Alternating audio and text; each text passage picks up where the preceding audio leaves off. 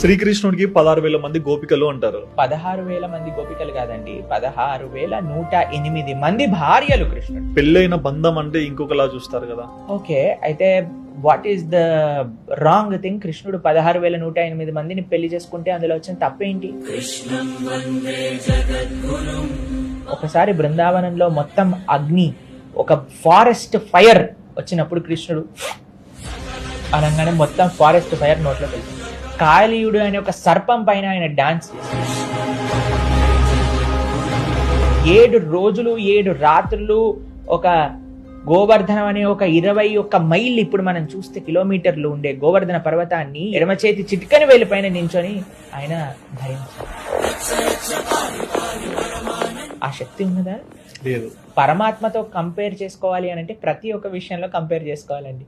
కేవలం 16,108 మందితో మాత్రమే కంపేర్ చేసుకోకూడదు.